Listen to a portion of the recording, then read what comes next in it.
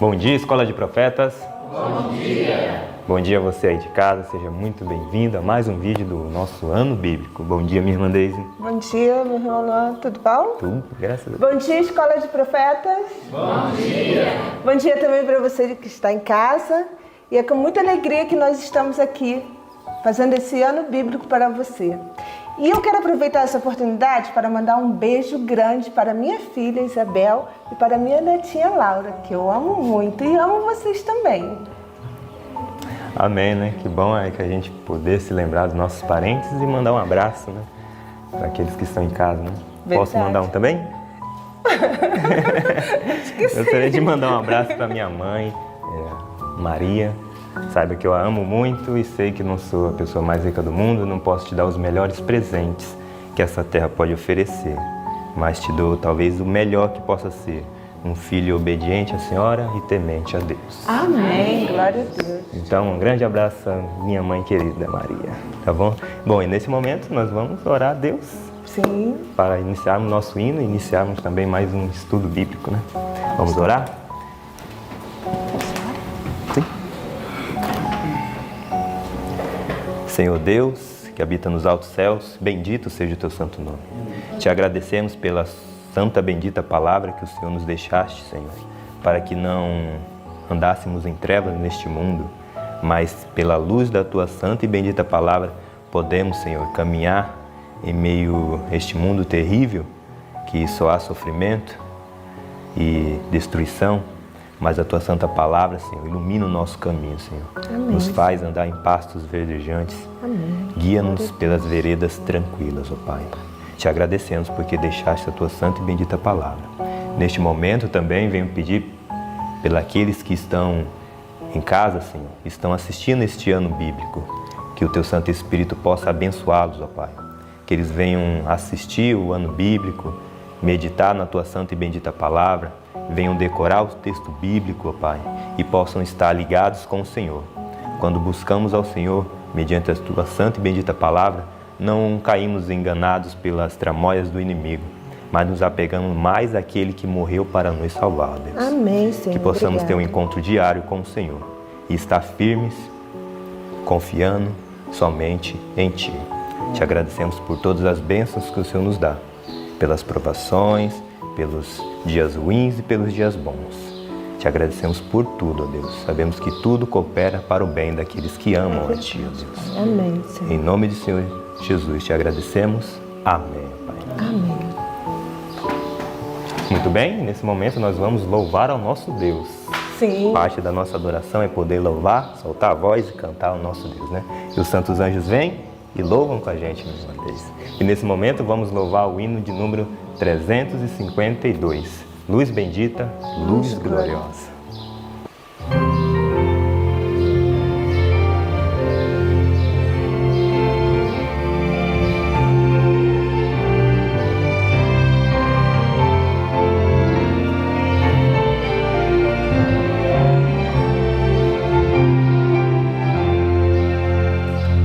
Bendita, gloriosa luz, brilha agora em meu ser, mais intensa e bela que o sol, veio em mim Jesus viver, luz bendita, luz gloriosa, concedida lá dos altos céus, que alegria andamos nesta luz, essa luz que vem de Deus, sempre canta alegre seu louvor, quem possui a luz dos céus, tem amor e a paz celestial, luz só de Deus, luz bendita, luz gloriosa,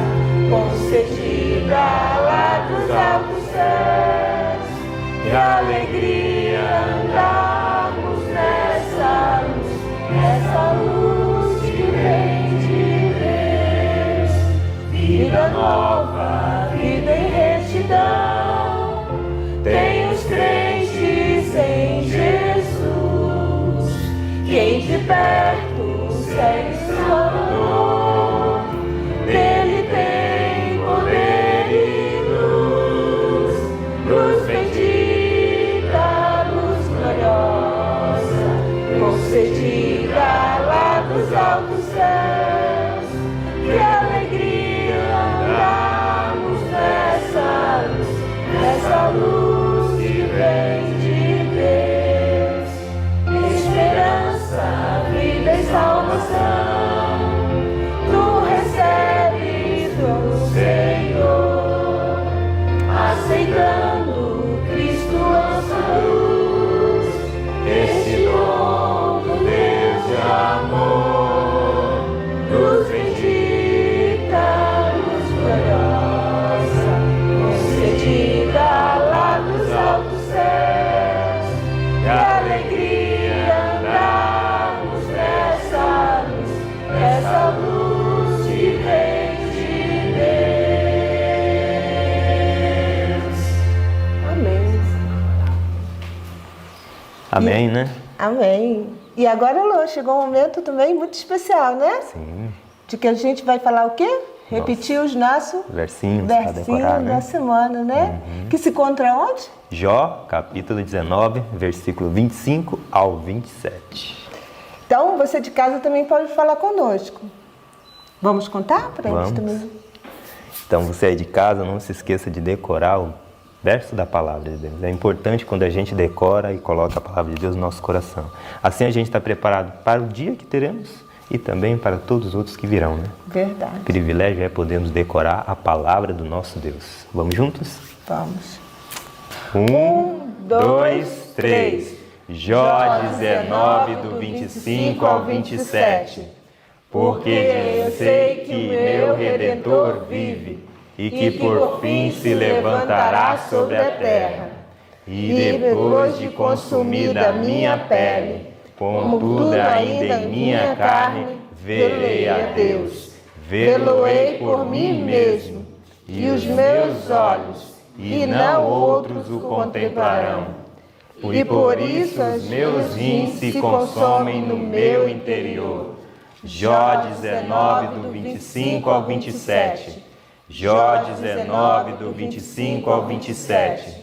Porque eu sei que o meu Redentor vive e que por fim se levantará sobre a terra. E depois de consumida a minha pele, contudo ainda em minha carne, verei a Deus. Vê-lo-ei por mim mesmo, e os meus olhos, e não outros o contemplarão. E por isso os meus rins se consomem no meu interior. Jó 19, do 25 ao 27. Jó 19, do 25 ao 27. Porque eu sei que o meu Redentor vive, e que por fim se levantará sobre a terra. E depois de consumida a minha pele, contudo ainda em minha carne, verei a Deus. Vê-lo-ei por mim mesmo, e os meus olhos, e não outros o contemplarão. E por isso os meus rins se consomem no meu interior. Jó 19, do 25 ao 27. Amém. Que bênção, né? Que bênção. E nesse momento, fique você agora com o nosso ano bíblico. Olá, bom dia, Escola de Profetas.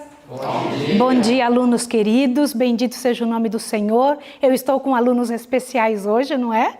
Alunos diferentes, e eu louvo o nome de Deus por vocês. Mas também louvo o nome de Deus pela sua vida, você que está assistindo. Glórias ao nome de Deus. Não pare.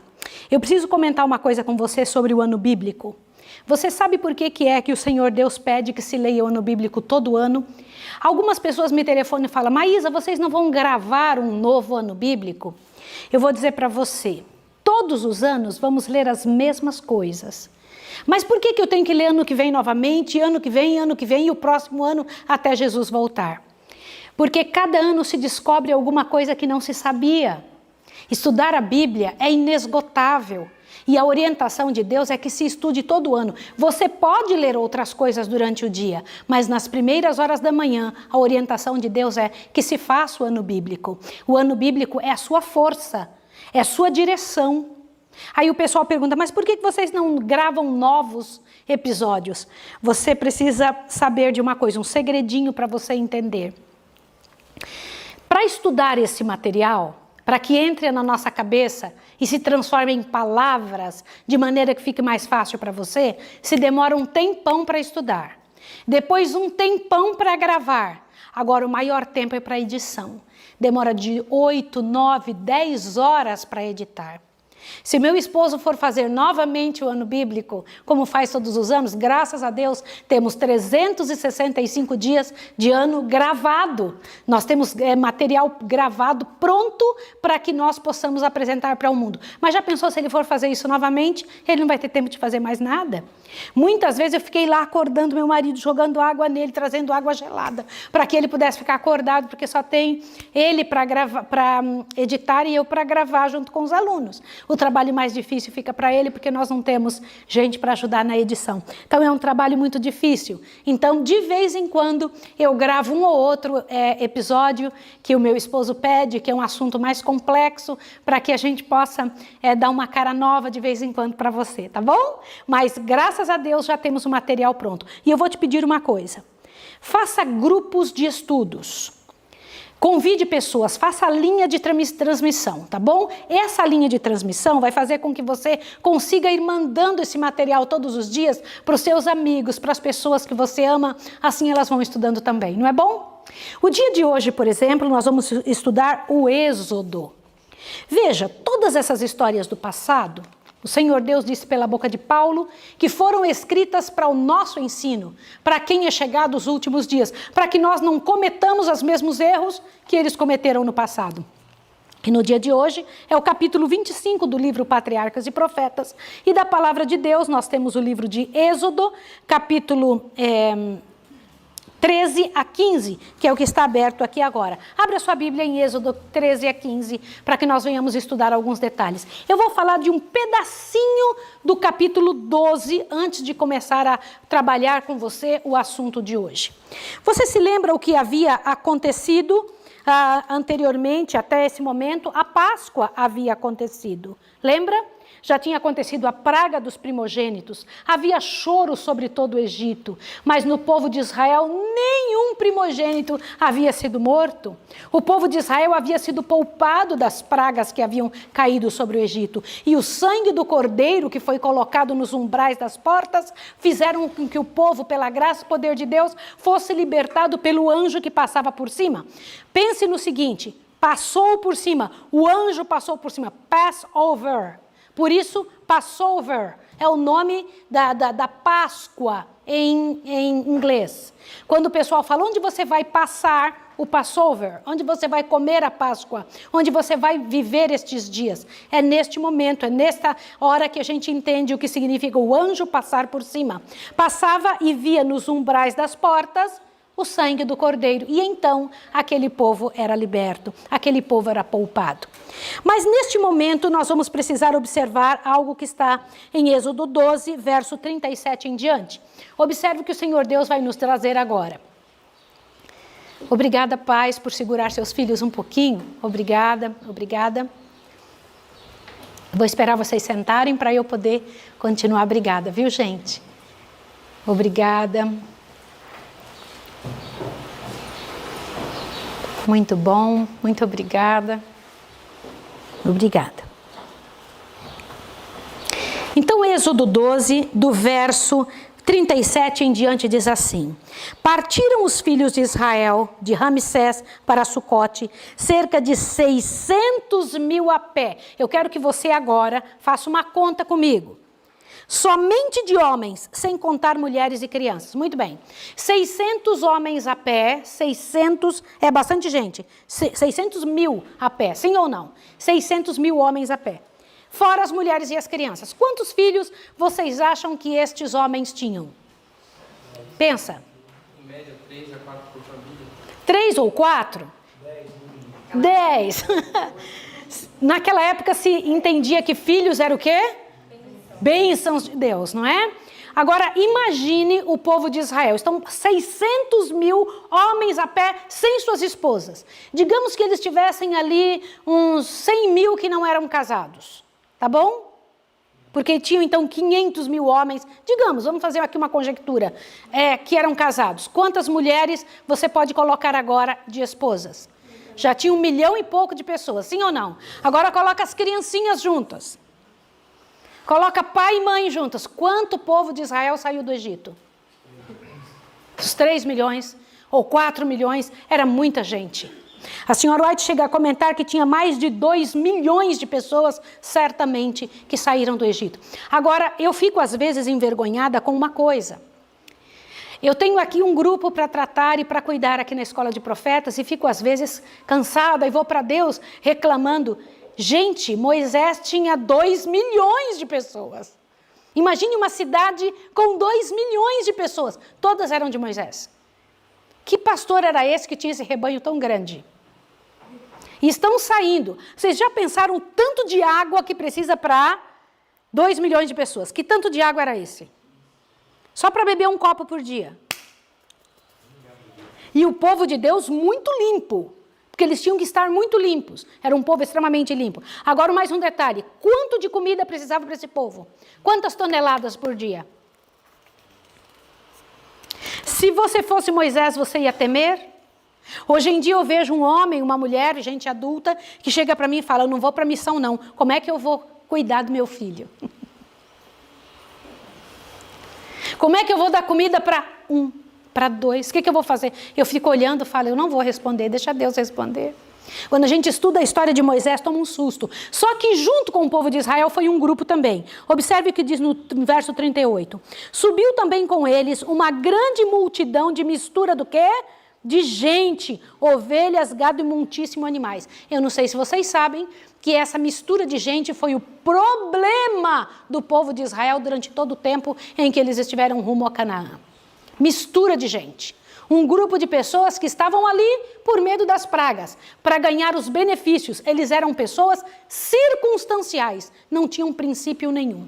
Foram um problema de Israel quase todo o tempo, infelizmente, né? A mistura de gente estava ali junto com o povo de Israel. Eu não sei se vocês sabem que o povo de Israel não ficou no Egito 400 anos.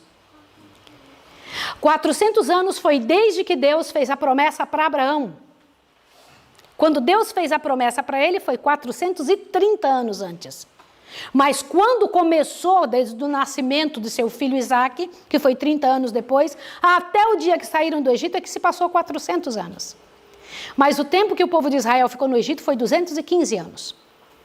Sendo que, como escravos, eles ficaram só 2 gerações, 82 anos. Muito tempo eles ficaram como donos da terra, 100 e tantos anos. Na terra de Gósen, lembra disso? De Gósen. No entanto, como escravos, eles só ficaram no último tempo de sua vida lá naquela terra. Entenderam isso? Isso é muito sério vocês entenderem. E foi nestas 2 últimas gerações que eles se aculturaram ao povo egípcio. Antes eles eram separados, viviam separados do povo completamente. Mas nessas 2 últimas décadas, eles quase ficaram com todas as características de egípcios. Até o sábado deixaram de guardar, porque não lhes era permitido guardar o sábado. Eu quero que vocês saibam disso, tá? E o que mais que a gente entende aqui? Dê uma olhadinha para que você veja que aqui no Êxodo capítulo 12, verso 49, o Senhor Deus dá uma orientação a Moisés. E eu queria que você pai, você mãe que está me ouvindo, você que está aqui hoje na Escola de Profetas, você que está em casa, ouça isso daqui, ó. A mesma lei haja para o natural e para o estrangeiro que peregrinar entre vós. O que é isso? Dentro da sua casa, dentro do arraial de Deus, não se pode ter 2 leis, mesmo que venha estrangeiro para dentro da sua casa, gente que não siga o que você acredita. A lei que tem que ter dentro da sua casa tem que ser qual lei? A lei de Deus. Não que outra pessoa que venha de fora venha dizer o que deve ser feito dentro da sua casa, por mais que você ame essa pessoa. É sério isso ou não? O Senhor diz, a mesma lei deve ter para o estrangeiro como para os que estão dentro dos israelitas, eles que sigam as leis que vocês receberam de mim. Avante. Agora o verso do capítulo 13, eu quero que você veja aqui, disse o Senhor a Moisés, consagra-me todos os primogênitos, todo o que abrir a madre de sua mãe, entre os filhos de Israel, assim de homens como de animais, todos serão meus. Você sabia que quando o Senhor foi falar pela boca de Moisés com Faraó, ele disse uma frase para Faraó que muito me chama a atenção. Veja que aqui no capítulo 13, Deus está dizendo que era para consagrar quem para ele? Os primogênitos. Agora veja em Êxodo 4, vai lá para Êxodo 4, e veja como Deus chama o povo de Israel. Que nome que Deus dá ao povo de Israel diante de Faraó. Vai lá, Êxodo capítulo 4, verso 22, perfeito. O que isso quer dizer? Eu quero mostrar para vocês a responsabilidade de consagrar um primogênito. O que Deus estava querendo dizer? Vai lá em Êxodo 4, verso 22, diz assim: dirás a Faraó, assim diz o Senhor Deus, Israel é meu filho. Israel é o meu quê? Primogênito. Por que Deus chamava o povo de Israel de primogênito? Raciocine agora, eu preciso que você pense. A razão por que Deus chamou Israel de primogênito mostra o grande amor dele pelos outros seres humanos da terra. Quantos pela redenção são do Senhor? Quantos? Todos, sem falhar um. Peraí, os amorreus eram de Deus, sim ou não? Os cananeus eram de Deus? Sim, todos da terra. A redenção em Jesus comprou todos os seres humanos. Só que Deus pega um povo, que era o povo de Israel, tira eles do meio do povo, dizendo, eu vou agir no meio de vocês, para que vocês possam mostrar para os outros como é quando eu dirijo. Quando eu vivo através de vocês, o que acontece? Era esta a razão de Deus. Deus não tinha um povo especial porque era o mais bonito. Deus tinha um povo especial para serem os primogênitos entre os outros irmãos. Qual era a função do primogênito? Cuidar da casa. Representar o Deus eterno quando o pai não estava. Qual era a responsabilidade do primogênito? Levar a religião para os outros da família. Para que Deus estava chamando o povo de Israel? Para ensinar os outros povos.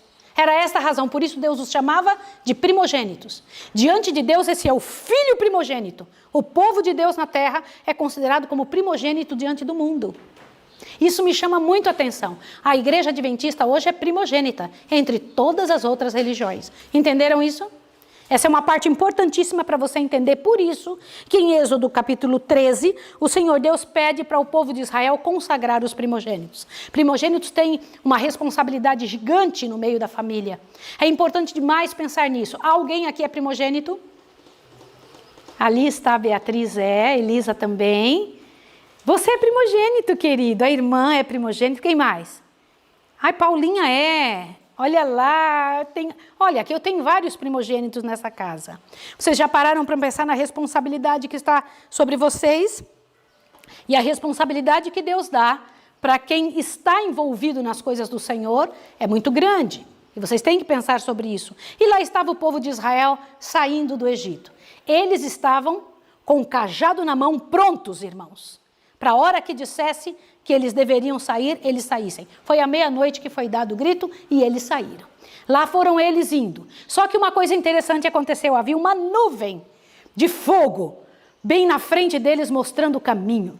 Essa nuvem de fogo ia guiando e eles iam andando para onde essa nuvem andava. Quando amanheceu o dia, aquele calor escaldante do deserto, irmãos, este ano eu descobri como é que é o ano que passou, né? Como é que é o calor horrível do deserto do Egito. Terrível, irmãos, terrível, terrível. Mas havia o ar-condicionado lindo por sobre eles. Era o Senhor que era um ar-condicionado sobre o povo de Israel durante os dias em que eles estivessem caminhando. E quando a nuvem parava, eles paravam. A nuvem parava e dizia, acampem-se aqui. A nuvem começava a andar, eles falavam, levanta acampamento. Não é bonito assim? Não é maravilhoso? E eles estão indo, saindo do Egito. Quando de repente, Satanás entra de novo na cabeça de Faraó. Olha o que está escrito em Êxodo capítulo 13, verso 15. Veja, por favor, o que está escrito aqui. Achou? Eu vou ler para você. Endureceu-se Faraó para não deixar ir. O Senhor matou todos os primogênitos na terra do Egito. Aqui diz que ele se endureceu.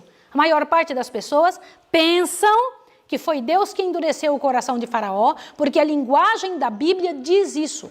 Na verdade, antigamente, toda vez que alguma coisa acontecia, se dizia que foi Deus que fez. Mas Faraó já estava com o coração endurecido e o Senhor o usou para seus propósitos. Olha o que continua. Endurecendo-se Faraó para não deixar ir o povo, o Senhor matou todos os primogênitos na terra do Egito, desde o primogênito do homem até o primogênito dos animais. É por isso que eu sacrifico ao Senhor todos os primogênitos machos e resgato todos os primogênitos de meus filhos. E isto será por sinal sobre a tua mão e por frontais entre os teus olhos de que o Senhor nos tirou da terra do Egito. E então vão indo. Quando vão chegando na beirada do mar, imaginem agora uma coisa tremenda. Gente, imagine você com 80 anos de idade, caminhando com o povo em direção aonde a nuvem mandasse, somente com um cajado na mão. E haviam muitos bens, porque o povo do Egito havia entregado seus bens na mão do povo de Israel. Fala, toma aqui, vai embora logo, sumam do nosso meio, porque vocês são uma praga aqui no meio da gente, né? Então entregaram ouro, entregaram tudo, que seria usado no santuário, quando o santuário fosse levantado. Este ouro e estes bens que o povo de Israel tinha era muito grande. Eu desafio vocês a fazer uma coisa. Peguem a Bíblia e descubram a quantidade de ouro que o povo de Israel usou para fazer o santuário. Descubram. Vocês vão se assustar que hoje em dia não existe nenhuma nação da terra com a quantidade de ouro que o povo de Israel teve. E ainda o Senhor Deus teve que dizer, diga para não trazer mais, que já chega. É sinal que eles tinham mais ainda. Então não existe hoje nação que tenha sido tão rica quanto o povo de Israel. Eu preciso te explicar uma coisa agora. Hollywood explica e mostra o povo de Israel como uns bobões, com uma roupa meio cinza, com um cabelo sem condicionador, sem saber o que está fazendo, meio assim tontos. É assim que Hollywood apresenta o povo de Israel. Eles não eram assim. Embora eles tinham sido escravos, eles pertenciam a uma família real. Tinha príncipes entre eles. Era um povo poderoso. E ao saírem de lá, saíram com mão forte, saíram com a moral levantada diante de Deus. Estavam indo em direção a Canaã, a terra que tinha sido prometida a seu pai Abraão no passado, pelo próprio Deus eterno. E quando chegam, tem um mar para se abrir. Vocês já sabem da história? Que Moisés teve que colocar o cajado e o mar se abriu. Vocês já pararam para pensar como foi esta cena? Ficou paredes de água de um lado e do outro e o povo passou a seco. 2 milhões de pessoas passando. Imaginem isso. Conseguem imaginar essa situação? E no passo das crianças ainda. Lá vão eles caminhando. Mas eu quero dizer para vocês que deve ter sido um grande milagre também. Porque passar 2 milhões de pessoas numa noite só é impossível, humanamente falando. Isso foi outro milagre. Mas eles passaram por este mar e chegaram no outro lado. Só que de repente aconteceu uma coisa. Faraó viu que seu país estava todo derrotado, todos os seus prédios derrubados, o seu povo doente, não tinha mais dinheiro, não tinha mais condições. Que diferença quando estavam sendo guiados por alguém do povo do Senhor, como José. Mas olha o que aconteceu. No Egito, espalhou-se a notícia de que os filhos de Israel, em vez de se deterem e adorarem no deserto, iam avante em direção do Mar Vermelho. Os conselheiros de Faraó declararam ao rei que seus cativos tinham fugido para nunca mais voltar. O povo se encheu de loucura, gente. Pensaram, ai, gente, e insistiram com Faraó. E Faraó ficou com vergonha disso e tomou uma posição. Vamos atrás deles. Pegou 600 homens, 600 carros escolhidos e todos os carros do Egito, cavalheiros, capitães e infantaria. E o próprio rei, acompanhado pelos grandes homens de seu reino, encabeçava o exército de ataque. A fim de conseguir o favor dos deuses e assim garantir o êxito do seu empreendimento, os sacerdotes também os acompanharam. Imagine, quem saiu do Egito? Os maiores homens de guerra, o próprio Faraó, os cavaleiros, toda a infantaria e todos os sacerdotes. Foi todo mundo em direção à busca do povo de Israel. O que vocês acham que aconteceu? Vocês já sabem. Mas imagine, Satanás nunca toca numa pessoa sem querer destruí-la. Lá vai Faraó com toda aquela turma em direção ao Mar Vermelho. Quando chegam lá, gente, eu fico imaginando por que Faraó entrou neste mar aberto. Vocês entrariam num mar aberto? Uma coisa que ninguém nunca tinha visto. O que fez com que Faraó tivesse uma loucura desse tamanho de entrar atrás? Pense, o pecado emburrece. O pecado emburrece. Faz a pessoa tomar atitude terrível. E ele entrou bem no meio mesmo e saiu com toda aquela cavalaria. Quando chegou do outro lado, Moisés tinha passado. Diz que Moisés estava num lugar alto, olhando o povo de Faraó vindo, o povo reclamando já com Moisés. E diz que o Senhor Deus deu ordens para que o mar voltasse. E eu fico imaginando esta cena, né? Que cena terrível! Não era coisa fácil conservar as hostes de Israel em espera perante o Senhor. Faltava-lhe disciplina e domínio próprio. Eles então tornaram-se violentos e desarrazoados. Vocês podem imaginar o que é isso? Deus estava por fazer mais outro milagre. Tinha acabado de abrir o mar. E eles estavam como?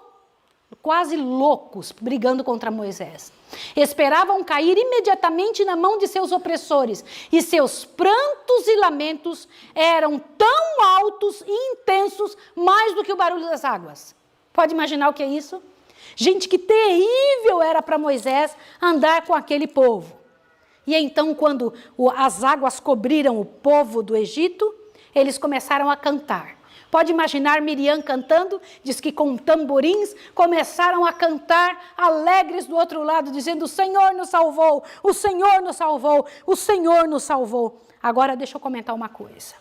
O que Deus gostaria que tivesse acontecido foi este momento do cântico de Moisés, não os tamborins. Não sei se vocês sabem disso, porque o que Miriam fez foi o resto que lhe sobrou do povo do Egito, o que ela tinha aprendido no Egito. E ela então começou a dançar com os tamborins do outro lado, feliz da vida, dizendo: o Senhor nos salvou, mas isso não era a vontade do Senhor. Moisés então se levanta e toma a dianteira e começa a falar este cântico. Vai ali para Êxodo 15. Pega a sua Bíblia no Êxodo 15 e vamos ler juntos aqui, para que você veja que coisa linda. O cântico que Moisés cantou será o cântico que você e eu cantaremos quando entrarmos no céu, né? Vamos lá. Então cantaram Moisés e os filhos de Israel este cântico ao Senhor. Cantarei ao Senhor, pois sumamente se exaltou. Lançou no mar o cavalo e o seu cavaleiro. O Senhor é minha força e o meu cântico. Ele me foi por salvação. Ele é o meu Deus, portanto eu o louvarei. Ele é o Deus de meu pai, por isso eu o exaltarei.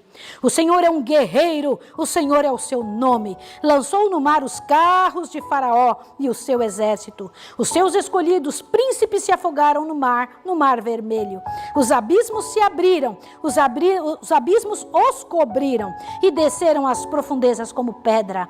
A tua destra, ó Senhor, é gloriosa em poder. A tua destra, ó Senhor, despedaça o inimigo. Na grandeza de tua excelência, derrubastes os que se levantaram contra ti. Enviaste o teu furor que os consumiu como restolho. Com o sopro de tuas narinas, amontoaram-se então as águas, Senhor. As correntes pararam em montão e os abismos coalharam-se no coração do mar. E o inimigo dizia: perseguirei, alcançarei, repartirei os despojos. A minha alma se fartará deles. Arrancarei a minha espada e a minha mão os destruirá. Sopraste com o teu vento e o mar os cobriu. Afundaram-se como chumbo em impetuosas águas. Ó Senhor, quem é como tu entre os deuses? Quem é como tu, glorificado em santidade, terrível em louvores, operando maravilhas? Estendestes a mão e a terra se os tragou. Tu, com tua beneficência, guiará o povo que remiste. Com a tua força, o levará à tua santa habitação. Aqui no original está escrito santuário. Continua lendo. Os povos o ouvirão e tremerão. Apoderar-se-ão a uma angústia dos habitantes da Filistia. Os príncipes de Edom se perturbarão, dos poderosos, dos moabitas, apoderar-se-á o tremor. Derreter-se-ão todos os habitantes de Canaã. Espanto e pavor cairão sobre eles. Pela grandeza do teu braço, emudecerão como pedra, até que o teu povo haja passado. Ó Senhor, até que passe o teu povo que adquiriste. Tu os introduzirás e os plantarás no monte da tua herança, no lugar que tu, ó Senhor, preparaste para a tua habitação. No santuário, ó Senhor, que as tuas mãos estabeleceram. O Senhor reinará eterna e perpetuamente. Amém. O povo de Israel já sabia sobre o santuário do céu? Sim ou não? Sim. Às vezes somos levados a pensar que isso é coisa de agora. Não, eles já sabiam. Irmãos, será este cântico que em louvor nós cantaremos quando entrarmos nas mansões celestiais. Quando fizermos a entrada ali, junto com todos os salvos e Moisés, cantaremos o cântico que Moisés um dia preparou no dia de libertação do nosso povo no passado.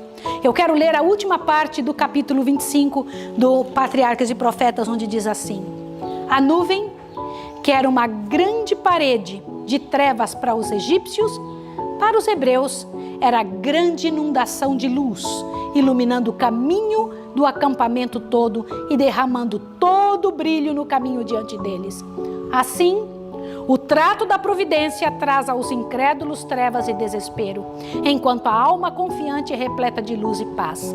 A senda por onde Deus guia pode estender-se através do deserto ou do mar, mas é sempre um caminho seguro. Bendito seja o nome do Senhor.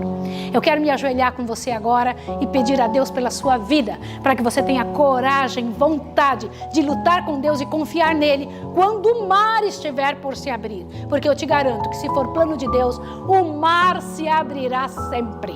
Bendito seja o nome do Senhor. Vamos orar juntos agora? Vamos lá. Santo Deus e amorável Pai, louvado seja o teu nome. Ajuda-nos, Pai, a manter-nos de maneira que, se o mar não se abrir, ainda continuemos acreditando em Ti. E que, se for Teu plano, ele se abrirá.